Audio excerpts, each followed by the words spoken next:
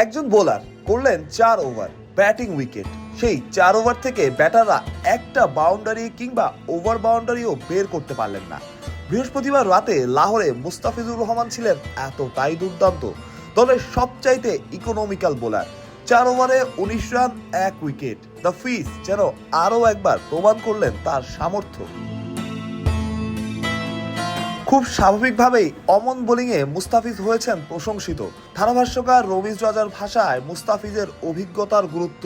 400 wicket তো আর এমনি এমনি পাননি ফিস। রমিজের মুখে সে কথাই।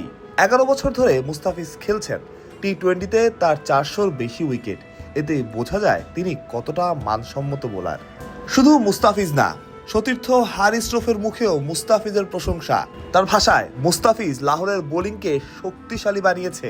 নিজেও শিখতে চান মুস্তাফিজের থেকে, তার অভিজ্ঞতাই সবচাইতে দামি। হারিসের কাছ থেকে এমন কমপ্লিমেন্ট মুস্তাফিজের জন্য বিশেষ কিছু বলাই যায়।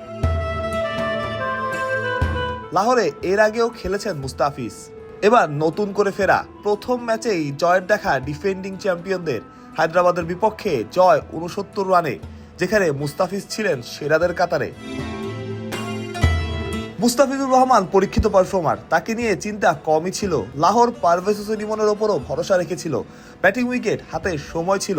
ইমনের ভালো একটা ইনিংস ছিল ম্যান্ডেটরি। তিনি বোধহয় খানিকটা প্রেশারই ফিল করলেন। 13 বলে একটা 6 করলেন 14 রান। মুস্তাফিজ অবশ্য ছিলেন দুর্দান্ত, তাই রমিজ থেকে হারিস সবার মুখেই মুস্তাফিজের প্রশংসা। 4 ওভারে 19 রান দিয়ে 1 উইকেট, দলের সবচাইতে ইকোনমিক্যাল বোলার। যে কথাগুলো বলা হচ্ছিল আগেই।